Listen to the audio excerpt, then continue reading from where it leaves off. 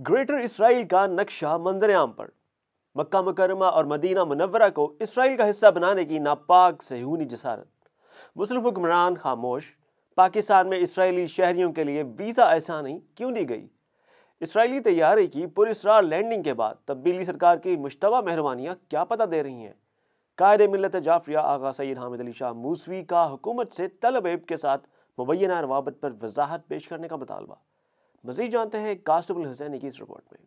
تبدیلی سرکار کی حکومت کے قیام کے بعد اسلام آباد میں اسرائیلی طیارے کی پراسرار لینڈنگ اور گھنٹوں قیام کی خبریں میڈیا پر گرم تو ہوئیں، لیکن پھر میڈیا پراسرار طور پر خاموش ہو گیا یا کر دیا گیا۔ حکومت کی جانب سے اسرائیلی طیارے پر موقف کو عوام میں پذیرائی نہ مل سکی، کیونکہ انٹرنیٹ پر اسرائیلی طیارے کی پرواز، عمان لینڈنگ اور پھر پاکستان آمد کی تمام تفصیلات موجود ہیں۔ برطانوی خبر رساں ادارے کی رپورٹس بھی اشارہ دے رہی ہیں کہ دال میں کچھ کالا ضرور ہے۔ ابھی یہ معمہ حل نہ ہوا تھا کہ وزارت داخلہ نے کچھ ممالک کے شہریوں کے لیے پاکستان آمد اور ویزا فراہمی پر سفری آسانیاں فراہم کرنے کی فہرست جاری کی تو ان میں اسرائیل کا نام بھی شامل تھا۔ اسرائیل جیسے دشمن ملک کے ساتھ مشتبہ مہربانیاں پتہ دے رہی ہیں کہ کچھ اندرون خانہ ضرور ہے جس کی پردہ داری کی جا رہی ہے۔ ابھی کل ہی کی بات ہے جب امریکی صدر ٹرمپ نے یروشلم کو اسرائیل کا دارالخلافہ تسلیم کیا تھا، اور اب گریٹر اسرائیل کا نقشہ سامنے آ گیا ہے،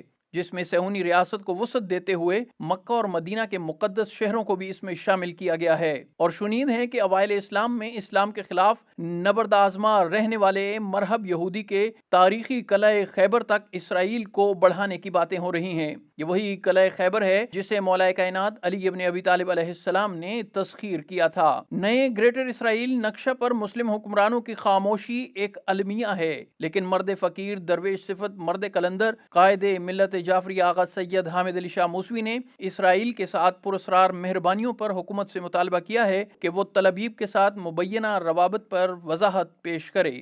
گریٹر اسرائیل کے ناپاک عزائم خطرناک ہیں، جس میں مکہ و مدینہ بھی شامل ہیں۔ اسرائیل سے تعلقات قبلہ اول سے غداری اور حرمین شریفین کی جانب سے ہونی پیش قدمی کو راستہ دینے کے مترادف ہے، جو کسی مسلمان کے شایع نہیں۔ مسلم حکمرانوں نے اگر قبلہ اول اور فلسطین کی آزادی پر سمجھوتا کیا تو تاریخ انہیں کبھی معاف نہیں کرے گی۔ سعودی فورس